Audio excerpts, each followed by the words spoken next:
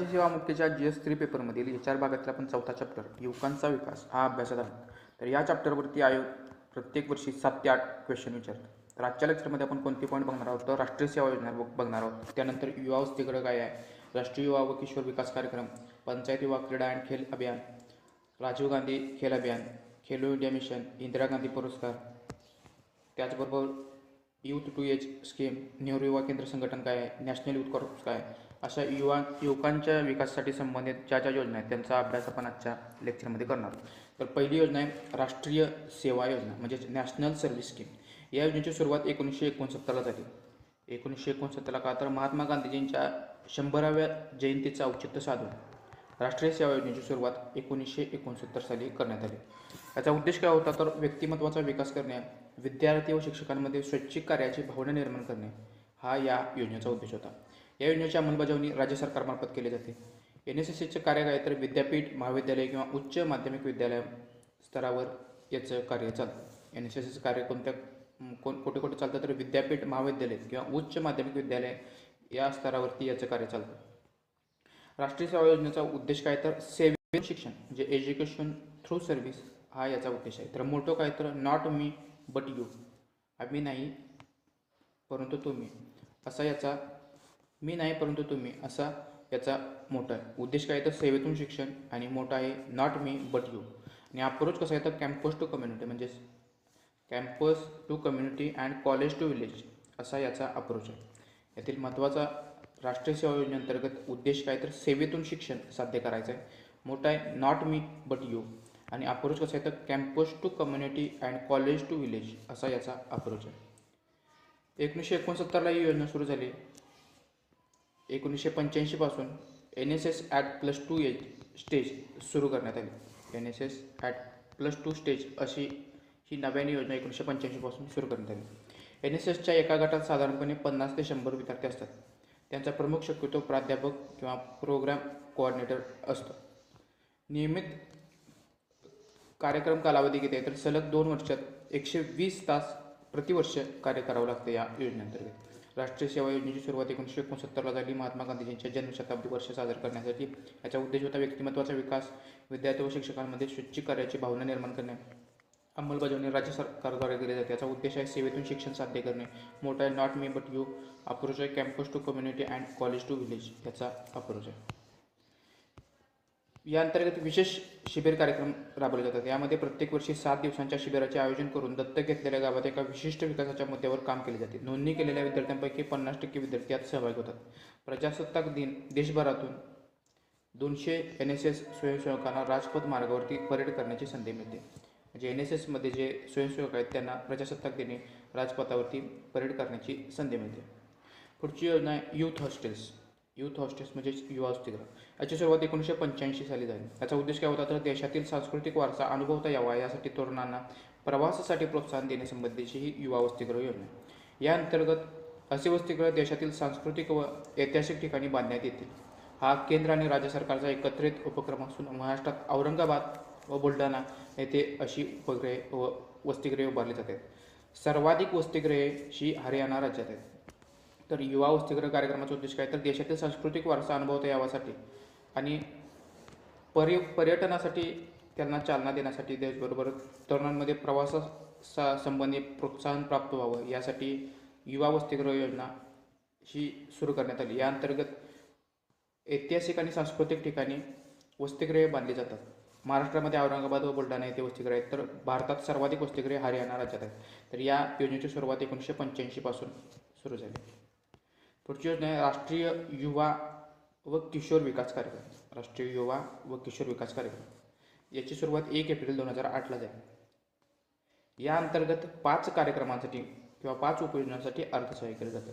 यामध्ये युवा नेतृत्व आणि व्यक्तिमत्वाचा विकास करण्यासाठी, राष्ट्रीय एकतेला प्रोत्साहन देण्यासाठी, साहसेला प्रोत्साहन देण्यासाठी, किशोरवयीन मुलांचे सबलीकरण आणि विकास साध्य करण्यासाठी, तंत्रज्ञान आणि संस्थापन विकास करण्यासाठी राष्ट्रीय युवा व किशोर विकास कार्यक्रमांतर्गत सहाय्य दिलं जातं.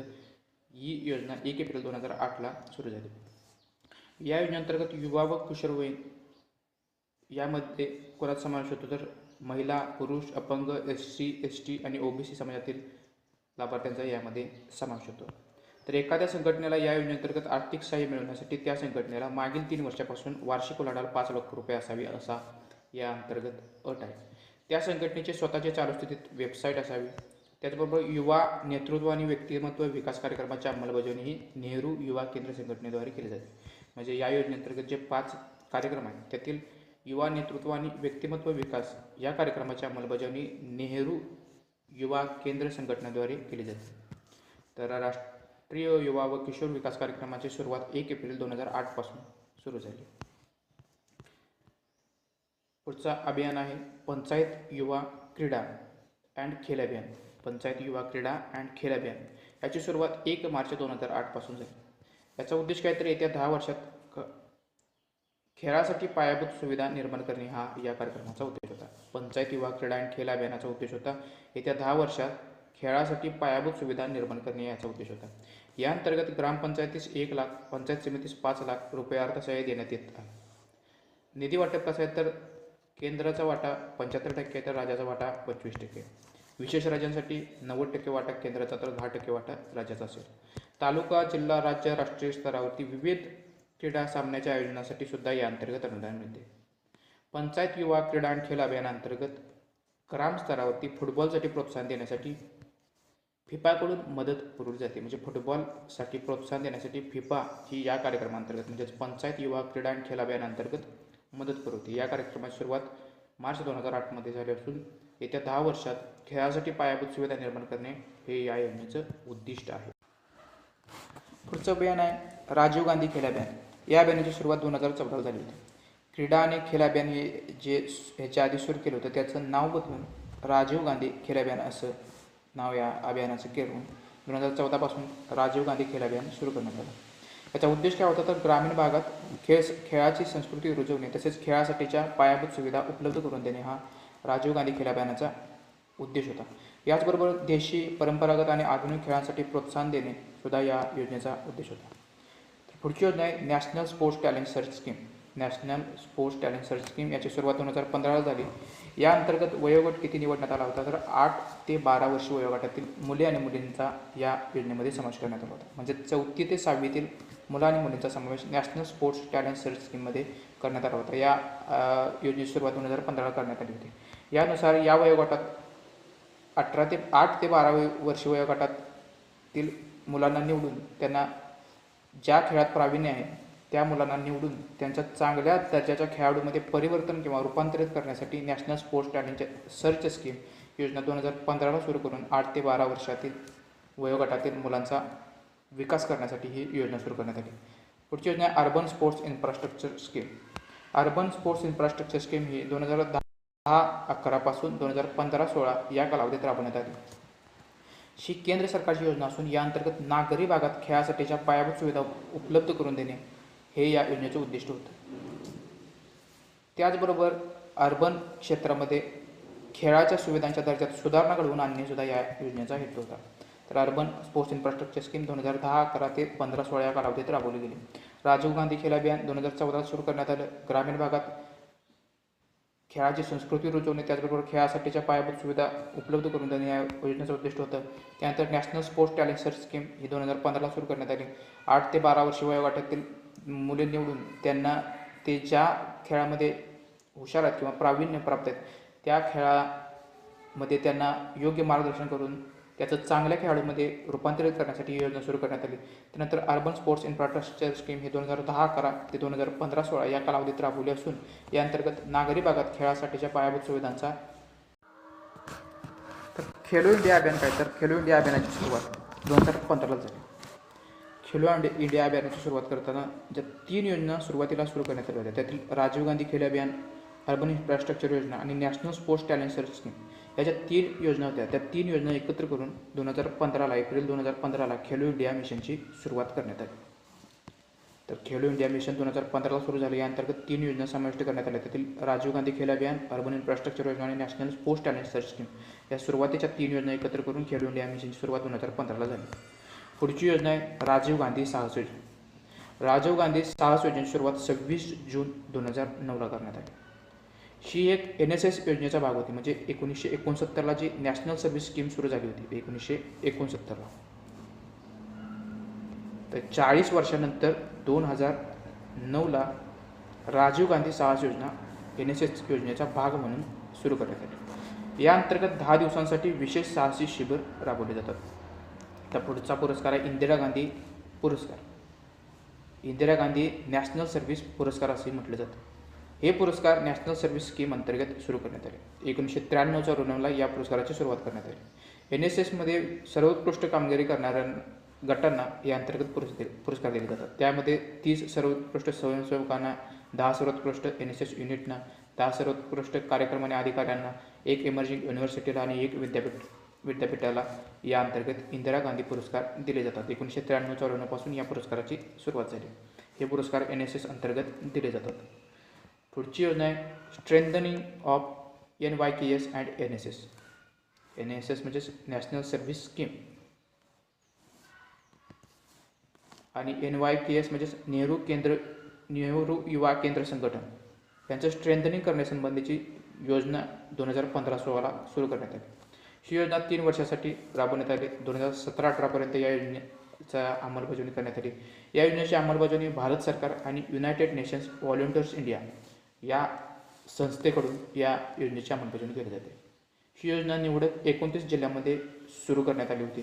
स्ट्रेंथनिंग ऑफ नेहरू युवा केंद्र संघटन आणि नॅशनल सर्व्हिस स्कीम सुरुवात 2015-16ला 3 वर्षांसाठी सुरुवात. याची अंमलबजावणी भारत सरकार आणि युनायटेड नेशन्स व्हॉलंटियर्स इंडिया या संस्थेकडून केली जाते. पुढची योजना youth to age scheme. Youth to age scheme या योजनेची सुरुवात 30 जानेवारी 2012ला झाली. या अंतर्गत ईशान्य भारतात साहसी उपक्रम राबवण्यासाठी प्रोत्साहन देण्यासंबंधीची ही योजना होती. यूथ टू एज स्कीम ही ईशान्य भारतात साहसी उपक्रम राबवण्यासंबंधीची योजना होती. ईशान्य प्रदेश विकास मंत्रालय आणि युवा विकास आणि क्रीडा मंत्रालय यांच्या मार्फत ही योजना राबवली जाते. या अंतर्गत 2000 NSS स्वयंसेवक संपूर्ण भारतातून एकत्र येऊन आसाम, अरुणाचल प्रदेश, नागालँड येथे साहसी प्रशिक्षण घेतात. म्हणजे यूथ टू एज स्कीम ही एक साहसी प्रशिक्षणासंबंधीची योजना असून ईशान्य भारतामध्ये साहसी उपक्रम राबवण्यासाठी त्यांना प्रोत्साहन देण्यासाठी ही योजना 30 जानेवारी 2012ला सुरू करण्यात आलेली आहे. पुढची योजना आहे नेहरू युवा केंद्र संघटन. नेहरू युवा केंद्र संघटनेची स्थापना किंवा सुरुवात 1972ला झाली. या अंतर्गत ग्रामीण तरुणांसाठी त्यांच्या व्यक्तिमत्वाचा विकास होण्यासाठी संधी उपलब्ध करून देणे हा नेहरू युवा केंद्र संघटनेचा उद्दिष्ट आहे. तर या अंतर्गत वयोगट किती आहे तर कोणत्याही वयोगटातील युवकांना या अंतर्गत प्रशिक्षण दिलं जातं किंवा त्यांच्या व्यक्तिमत्वाचा विकास करण्यासाठी संधी उपलब्ध करून दिल्या जातात. तर 13 ते 35 वयोगटातील युवकांना नेहरू युवा केंद्र संघटनेअंतर्गत संधी दिली जाते. 1987-88मध्ये या संघटनेला किंवा या संघटनेला स्वायत्त संस्थेचा दर्जा देण्यात आला. 1972ला नेहरू युवा संघटनेची स्थापना झाली. चा उद्देश ग्रामीण तरुणांसाठी त्यांच्या व्यक्तिमत्वाचा विकास होण्यासाठी संधी उपलब्ध करून देणे. यासाठी वयोगट किती आहे तर 13 ते 35 वयोगटातील युवक. तर नेहरू युवा केंद्र संघटनेचे 1972ला झालं होतं. 1987-88ला याला स्वायत्त संस्थेचा दर्जा दिला. उद्देश महत्त्वाचा काय तर ग्रामीण तरुणांसाठी त्यांच्या व्यक्तिमत्वाचा विकास होण्यासाठी संधी उपलब्ध करून देणे आणि 13 ते 35 वयोगटातील युवक या अंतर्गत समाविष्ट होतात. पुढची योजना आहे national youth corps. National youth corps याची सुरुवात 2010-11ला झाली. राष्ट्रीय स्वयंसेवक योजना national service of volunteer scheme ही 1977-78ला आणि राष्ट्रीय सद्भावना योजना ही 2005ला झाली होती. या दोन योजना एकत्र करून नॅशनल यूथ कॉर्प्स ही योजना सुरू झाली. नॅशनल यूथ कॉर्प्स ही योजना 2010ला सुरू झाली. या अंतर्गत कोणत्या योजना एकत्र करण्यात आला तर राष्ट्रीय सेवा स्वयंसेवक योजना जी 1977-78ला सुरू झाली होती आणि राष्ट्रीय सद्भावना योजना जी 2005ला सुरू झाली होती. ह्या दोन योजना एकत्र करून 2010-11ला नॅशनल यूथ कॉर्प्स ही योजना सुरू करण्यात आली. राष्ट्र उभारणीस कार्य करण्यासाठी 18 ते 25 वर्ष वयोगटातील मुले आणि मुलींना यात समाविष्ट करून घेतले जाते. त्यांना 2 वर्षांसाठी पूर्णकालीन स्वयंसेवक म्हणून निवड केली जाते. या अंतर्गत 15 दिवसांचे प्रशिक्षण दिले जाते. प्रति महिना 2,500 रुपये मानधन. या अंतर्गत एकूण 20,000 स्वयंसेवक निवडले जातात. त्यासाठी 10वी उत्तीर्ण असणे आवश्यक असण्याची अट या अंतर्गत घालण्यात आलेली आहे. तर नॅशनल यूथ कॉर्प्स या योजनेची सुरुवात 2010-11ला झाली राष्ट्र उभारणीत कार्य करण्यासाठी 18 ते 25 वर्ष वयोगटातील मुले आणि मुलींना यामध्ये समाविष्ट केले जाते. ही योजना सुरू करताना राष्ट्रीय सेवा स्वयंसेवक योजना जी 1977-78ला सुरू झाली होती आणि राष्ट्रीय सद्भावना योजना जी 2005ला सुरू झाली होती, या दोन योजना एकत्र करून 2010-11ला नॅशनल यूथ कॉर्प्स या योजनेची सुरुवात करण्यात आली. पुढची योजना आहे national young leaders programme. National young leaders programme याची सुरुवात 2014ला करण्यात आली. डिसेंबर 2014ला नॅशनल यंग लीडर्स प्रोग्रामची सुरुवात करण्यात आली. यामध्ये 5 घटक समाविष्ट करण्यात आले. ते 5 घटक कोणते तर neighbourhood youth parliament, youth for development programme, national young leaders award, national youth aspiratory council, national youth development fund असे 5 घटक नॅशनल यंग लीडर्स प्रोग्राम जो तो डिसेंबर 2014ला सुरू करण्यात आला होता त्याच्या अंतर्गत समाविष्ट करण्यात आले. पुढचा कार्यक्रम आहे राष्ट्रीय युवा सशक्तीकरण कार्यक्रम. राष्ट्रीय युवा सशक्तीकरण कार्यक्रमाची सुरुवात 1 एप्रिल 2016 सुरू करण्यात आली. या अंतर्गत 8 योजना एकत्र करण्यात आल्या. सुरुवातीच्या ज्या 8 योजना करत होत्या त्या 8 योजना एकत्र करून राष्ट्रीय युवा सशक्तीकरण कार्यक्रम 1 एप्रिल 2016 सुरू करण्यात आला. त्या 8 योजना कोणत्या तर Nehru Yuva Kendra Sangathan, national youth corps, youth hostel, international cooperation, national young leaders programme, national discipline scheme, assistant to scouting and guiding organisation, national programme for youth and adolescent development. हे 8 प्रोग्राम 8 कोणते तर Nehru Yuva Kendra Sangathan, national youth corps, youth hostel, international cooperation, national young leaders programme, national discipline scheme, assistant to scouting and guiding organisation, national programme for youth and adolescent development. हे 8 programme म्हणजे 8 योजना एकत्र करून 2016ला राष्ट्रीय युवा सशक्तीकरण कार्यक्रम सुरू करण्यात आला. यामुळे सध्या डिपार्टमेंट ऑफ यूथ अफेअर्स अंतर्गत 3च योजना कार्यरत आहेत. म्हणजे 8 योजना एकत्र झाल्यात, आता सध्या 3 योजना कार्यरत आहेत. त्या 3 योजना कोणत्या तर राष्ट्रीय युवा सशक्तीकरण कार्यक्रम. राष्ट्रीय युवा सशक्तीकरण कार्यक्रम म्हणजे ह्या 8 योजना एकत्र करून सुरू करण्यात आलेला 2016 सालचा कार्यक्रम. नॅशनल सर्व्हिस स्कीम 1969ला सुरू करण्यात आलेली आणि राजीव गांधी राष्ट्रीय युवा विकास संस्था या 3च कार्यक्रम डिपार्टमेंट ऑफ यूथ अफेअर्स अंतर्गत कार्यरत आहे. तर राष्ट्रीय युवा सशक्तीकरण कार्यक्रम हा 2016ला सुरू करण्यात आला असून त्या अंतर्गत 8 योजना एकत्र करण्यात आल्या. त्यामुळे युवा कामकाज विभागाअंतर्गत 3च योजना कार्यरत आहेत. राष्ट्रीय युवा सशक्तीकरण कार्यक्रम, नॅशनल सर्व्हिस स्कीम आणि राजीव गांधी राष्ट्रीय युवा विकास संस्था या 3च संस्था त्याच्या अंतर्गत कार्यरत आहेत. पुढची योजना आहे प्रधानमंत्री युवा योजना. प्रधानमंत्री युवा योजना 2016ला सुरू करण्यात आली. 2016-17 ते 2020-21 या कालावधीत ही योजना राबवली जाणार आहे. याचा उद्देश काय तर युवा उद्योजक घडवणे हा प्रधानमंत्री युवा योजनेचा उद्देश काय होता तर युवा उद्योजक घडवणे. याची सुरुवात 2016ला झाली असून ही 2016-17 ते 2021 पर्यंत योजना राबवली जाणार होती. ही योजना उद्योजकता वातावरण उपलब्ध करून देण्याविषयी भाष्य करते. यामध्ये उद्योजक शिक्षण व प्रशिक्षण संवाद आणि उद्योजकता नेटवर्कमध्ये सहज प्रवेश असे घटक समाविष्ट करण्यात आले.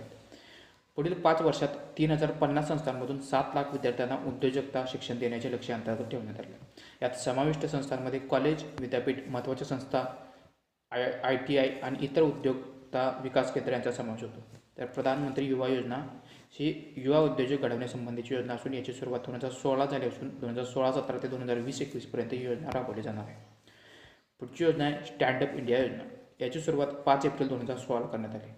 अनुसूचित जाती, अनुसूचित जमाती तसेच महिला उद्योजकांसाठी सुरू करण्यात आलेली योजना स्टँडअप इंडिया योजना 5 एप्रिल 2016 सुरू करण्यात आली असून अनुसूचित जाती SC, अनुसूचित जमाती ST आणि महिला उद्योजकांसाठी सुरू करण्यात आलेली ही योजना. प्रत्येक बँकेस वरील प्रत्येक घटकातील कमीत कमी एका घटकातील 10 लाख ते 1 कोटी रुपयांचं कर्ज नवीन उद्योग उभारण्यासाठी देण्याचे उद्दिष्ट ठेवण्यात आले.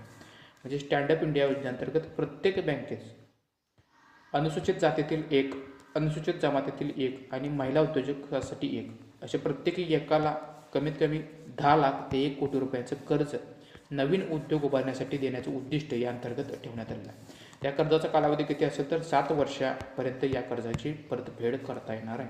स्टँडअप इंडिया योजना 5 एप्रिल 2016 सुरू झाली असून अनुसूचित जाती, अनुसूचित जमाती तसेच महिला उद्योजकांसाठी ही योजना सुरू करण्यात आली असून या अंतर्गत 10 लाख ते 1 कोटी रुपयापर्यंतचं कर्ज दिलं जातं.